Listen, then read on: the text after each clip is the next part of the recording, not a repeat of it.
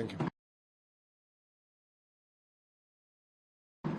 Sir, give us an update on what you've gone and visited all of these areas in Mangalgiri. You've gone and taken a stock of the situation on the ground. What is it at? What is the government's preparedness level standing at? I mean, if you look at it, after Mr. Naidu became the Chief Minister, he gave us a 100 days action plan. As part of that action plan, in one constituency, close to 450 kilometers of drains have been cleaned. So if you ask me, we were able to evade a major crisis.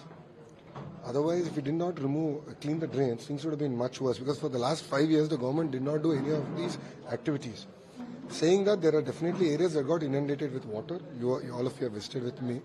If you see the most fundamental thing, as a government, we responded, we were available, we gave them food, we have given them water, but there's definitely a lot more to be done.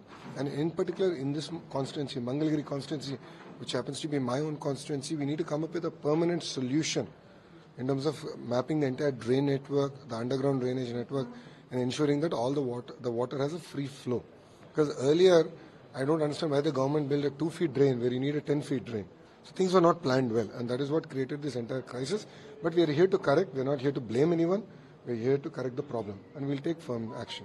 So the state has also put out emergency helpline numbers, asked people to reach out wherever possible.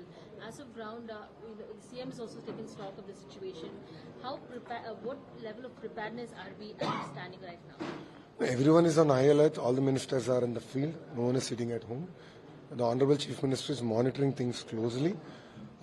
Everyone is in alert. It's very unfortunate that we've lost a few lives. It's very, very unfortunate, because in Hudhud we were able to ensure that there was no loss of life.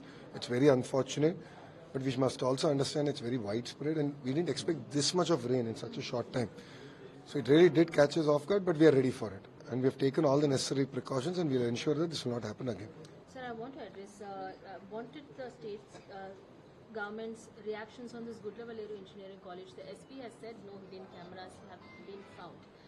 But there are still, there are still going on news that there were hidden cameras. The students. See, I'm sorry. YCP has a very bad habit of spreading false news.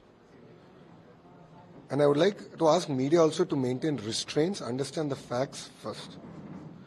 They are saying there's a hidden camera, and they're saying videos have come out. Now, where are the videos and where are the hidden cameras? You can't shoot me a light bulb and say that is a hidden camera, number one. Number two, if the videos are out, it should have come to, someone should have had them. We confiscated all the phones. We have checked each and every device. There are no videos. So, wantedly, it feels like that 4 or 5 kids on their personal issue try to create all this rupture. The Intelligence Department, the Director General of Police is taking this very seriously. At the end of the day, it is my sisters. I'm not going to let it go that easy, and I'm the Education Minister. I take it very seriously. I've been monitoring it very closely. I was in Visakhapatnam when this entire incident happened. I was not able to get there, but I was monitoring it very closely. We have ordered an inquiry. We will not let people go that easy on this subject. It's a false news. Whoever spread this false news also will not be let alone. There's no questions about it. So there's been a lot of, false rumors and false news that has been going on in the recent past. How is the TDP government planning to curb these kind of incidents? We're going to take firm action. It's quite clear that some people who have vested interest are trying to destabilize the entire state. We will not let them go that easy, because they don't want to come onto the streets and help people. If you look at it, so much of floods, they're not out there. It's Telugu Desam Party, Jansena Party, Bharatiya Janata Party, leaders, cadre who are out there, who are working hard for the people, will continue to do so. And anyone who spreads this false news, we're not going to let them get away that easy. And if you recall, from the last 100 days, since the government came, it's been about 80 days, I've been saying Feku Jagan. That means fake Jagan. He loves to spread fake news. That's how he became Chief Minister in 2019. And in the last 5 years, he tried that. People turned him down. And he's continuing to spread fake news. As part of that, this incident is that. There are some calls that have also been made by those students who were involved, from their parents to YCP leaders. All the details will come out soon. You've gone to Visakhapatnam, you visited a couple of schools and areas as well. Of the recent stock that you've taken of the situation, what have you found out? You said there were a lot of bills that were kept pending for midday meal schemes. No, I think the larger challenge that we as a state are struggling is why in the last 5 years we've lost 10 lakh students. That's close to 25% of our students to the private sector. So it's quite clear that the government is not doing enough. So I'm really looking at how do I reinvigorate the entire system, motivate the teachers, get them onto a platform, create a roadmap for the next 5 years, especially in the education sector. India talks about different states doing good work in education, and under my leadership and the collective leadership of all the department, I'm really excited to create the Andhra model. And we intend to really improve our admissions, improve our quality. It's not just about English medium alone, but actually, improve spoken English, get the curriculum strong, and make our students one of the best in the country. And with that agenda, I'm working. And Sir, for the past few days, a lot of students are getting ill due to the food poison. What stringent actions the government is going to take? See, what has happened is this has not been in the last few days. It's been the case for the last 5 years. The system has completely collapsed. Midday meal payments were not done. Basic utensils that are supposed to be replaced every 3 years have not been replaced. So there's a lot of systemic issues that I'm dealing with. And I'm in the process of sort of cleaning up that systemic issues, number one. Number two, triple ID, newsweed, the issues that we've noticed. All the contractors are the henchmen of ICP party. We took a lot of firm actions. We put an inquiry. We sent a team there. And now we're going to take firm action. And I'm not going to let those people get away. They're going to face the law. No questions. If the law enables me to send them to jail, I won't even hesitate to do that.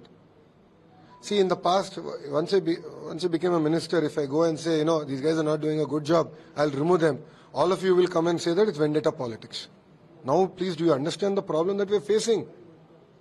They have broken every law and they have gone out of the way to get their henchmen into every contract, and we're struggling to remove them.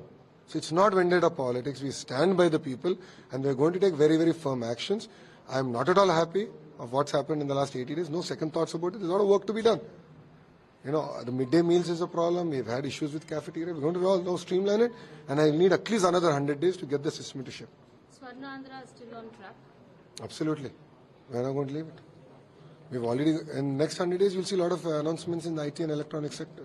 We're not going to let that go. And I made a bold statement in Visakhapatnam that I'm going to take the economy of Visakhapatnam from 40 billion to 100 billion. I made that statement. Publicly I made that statement. And I stand by it. From the day of my Padayatra till now, I've been making that single statement. Under TDP, Visakhapatnam was the 9th largest economic city in India. Under YCP, it slipped a position. It's now the 10th largest economic city. So what is he talking about? 3 capitals. He's just rubbish. He wasted people's time, the government time. So we want to put a full stop to it. We want to develop Visakhapatnam as the AI and data center hub, not for India, but for the world. And have a very clear roadmap for it, and you will see some very good investments coming in the next 100 days. Thank you so much, sir. Thank you. మరిన్ని trending వీడియోల కోసం news 18 Telugu YouTube channel ను subscribe చేసుకోండి.